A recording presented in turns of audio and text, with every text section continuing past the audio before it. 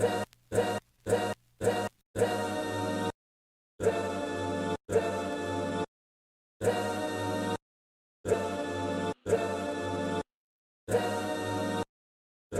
say enough is enough. That's right. We keep waiting on somebody on a great white hope to come save us.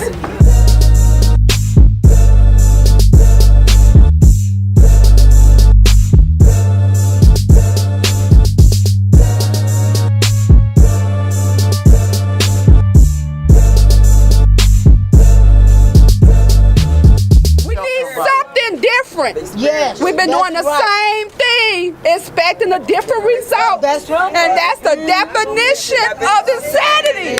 All day long.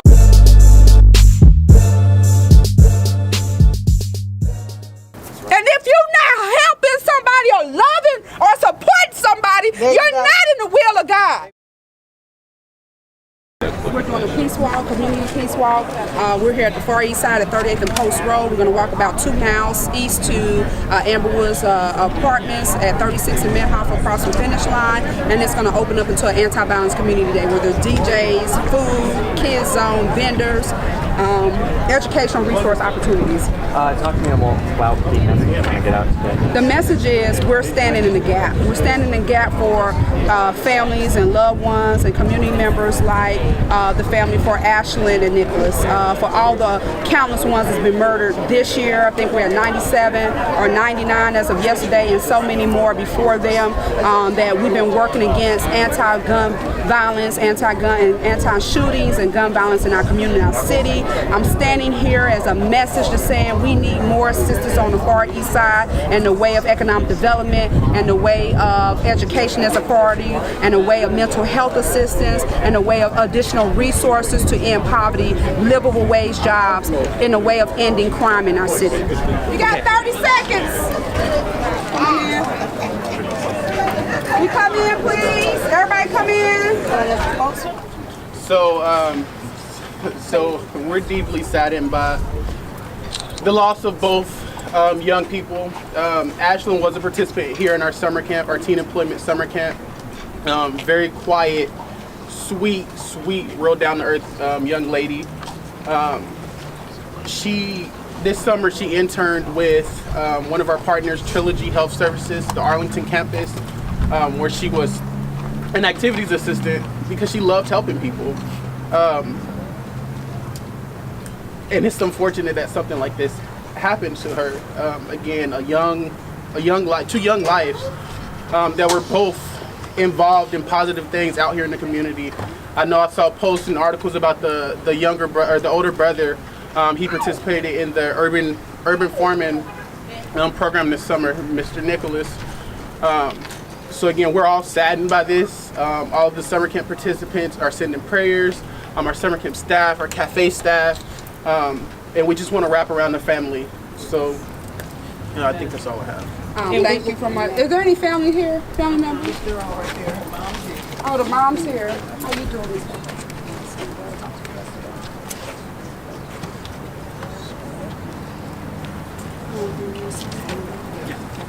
You right here? Stay right here with us. Can you stand? Y'all want y'all stay right here in front with us?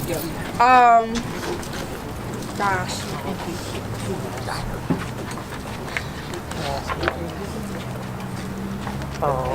Let us know. Almost a year ago, we buried Malaysia, 1 year old. I went to her funeral. A casket this size. When is it gonna stop, y'all? Right. Well, us, young people, we can't keep killing people and thinking it's not a video game. They're not coming back. That's The lives that are impacted, they're lost, they're gone forever. Their families, their workers, their colleagues, their classmates. They're gone, y'all. When are we gonna stop? And we say enough is enough. That's right. We keep waiting on somebody on a great white hope to come save us. We can start right here. We need Jesus. He can do it all with us. Amen. I'm praying for this family. Yes, Lord. I'm praying for those who've lost loved ones due to gun violence and to violent crimes, drugs, alcohol. But today we're here to stand in unity, stand in the gap for our community. You guys are gap fillers today. Yes. That's what you are. You're saying, I'm here because I feel like enough is enough. If I could do nothing but walk to show my solidarity and unity, that's why I'm here today. To show this family we love her, we love them, and we're here for them, if nothing else. But I got a call to action for every one of y'all today, Yes. including myself. You have a family member that you know is on drugs, try to get them some assistance. If you got a family member that's alcohol, try to get them some assistance. If y'all got family members and these youth and y'all know they gang banging, they need some assistance. Because they only gonna end up in two places. That's right. Jail or in the ground. Them the only two places they going. And you can fool yourself all day long if you want to. That's where they going, and we all know what's going on. We know what's going on in our own house and our own family and our own community. Yes, Lord.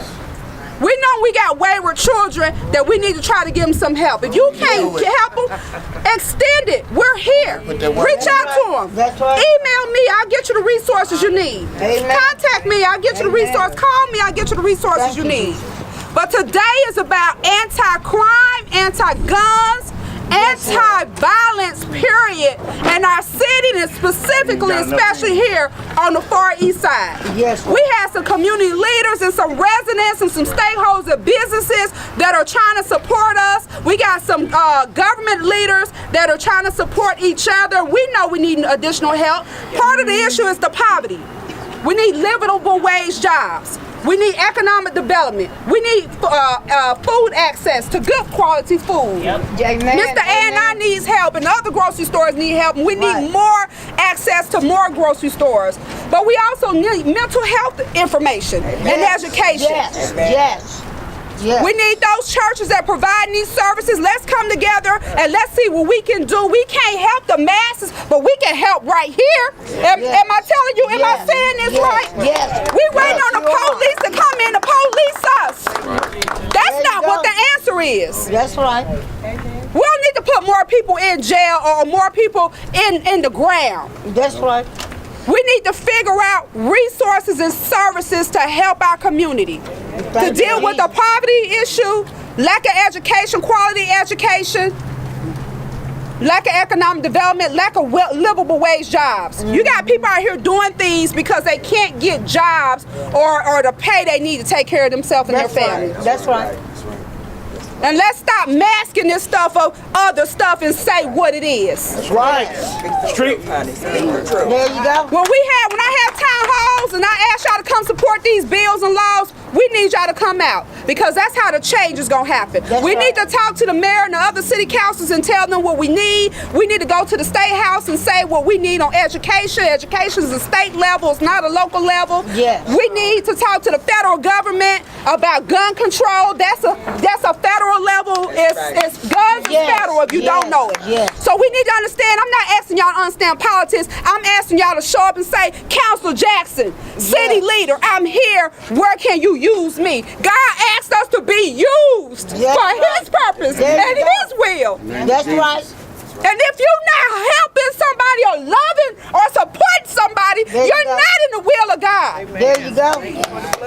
Now, I know everybody is not religious, but y'all, we need something different. Yes. We've been doing the same thing, expecting a different result. That's right. And that's the definition of insanity. All day long.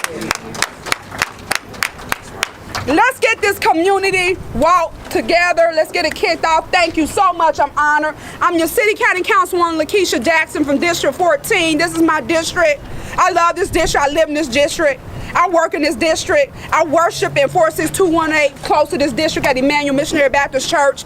And I'm just here calling out a call to action. It's so unfortunate we lost 2 young people, beautiful people yesterday for senseless violence, for nothing important at all. No reason to take a life. We didn't give life. It's not ours to take. That's right. So I'm here to stand in the gap. I'm here to show support for the family. I'm here to show that I'm advocating for you all in our community. I'm working hard behind the scenes, in front of the scenes to advocate for those things, workforce development, for quality education. I'm reaching out to our state level officials for quality education. We need accessible foods in our district. Housing, good quality, affordable housing. So that's where I'm here and reaching out for those things today. That's what I'm standing in the gap for you. I want you to ask yourself the question today. Don't look to the person right. Don't say she's not talking about me, because I go to work and I go to church and I go to family events. Where are you standing in the gap? Amen. That's what I'm gonna ask you to ask yourself. Right. Where are you? You ain't gotta take 2 or 3. I take on somebody every year. Not as a project, but as God's assignment every year. And I don't post it on Facebook, because that's not where it needs to be at. But I take somebody and I take them from here so they're stabilized. If that's housing, health care, mental health, whatever they need, that's what I do. You don't need to take on 100 people. Take one person on and mentor them. Be a true mentor for them. Show them how to get a good quality job. If education, if college is not for them, then take them and have them sign up for a trade or some type of skill that they can increase their skill set and get more pay. Where are you standing in the gap?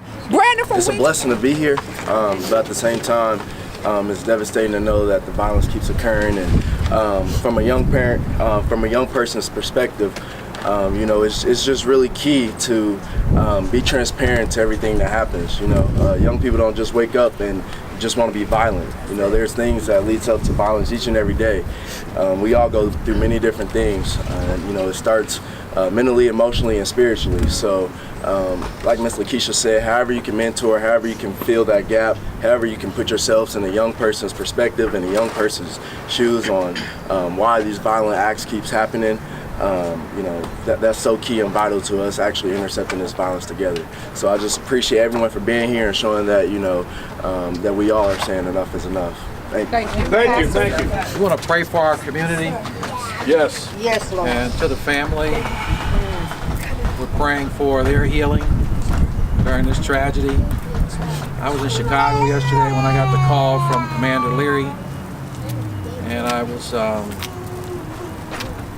you know, there on the side of the street there, heartbroken, near tears. And we've been working a long time in this community. A lot of you all are doing a lot of hard work, cafe here, and we still got a lot of work to do. And you know, these two young people, we've provided employment for young people since 2012, and we hope that we can continue not just to provide resources for people in our community, but as Councilwoman Lakeisha said, we've got to have an agenda for our community. It is in Jeremiah that we're to work for the peace of the city. Your word says when the city have peace, we will all have peace. Amen. So Father, we ask that you would help us, that you would touch our hearts, touch the hearts of those who are down on the 25th floor, touch the hearts of state legislators, touch the hearts of counselors, and touch the hearts of business owners, philanthropy, touch the hearts of mothers and fathers. Help us to help the people who live in our community, the Far East Side, the East Side, the West, the North, and the South.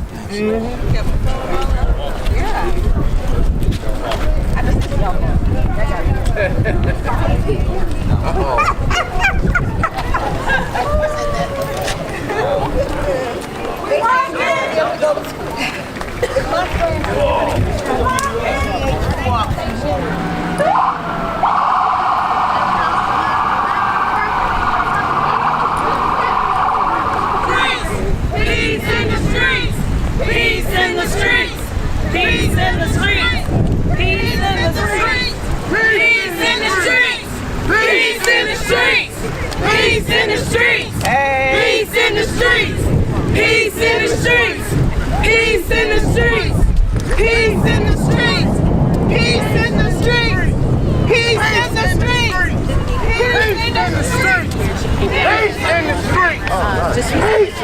in the streets! Peace in the streets! Peace in the streets!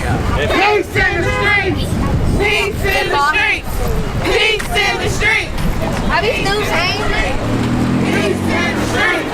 Peace Peace in the streets. Peace in the streets. Peace in the streets. Peace in the streets. Peace in the streets.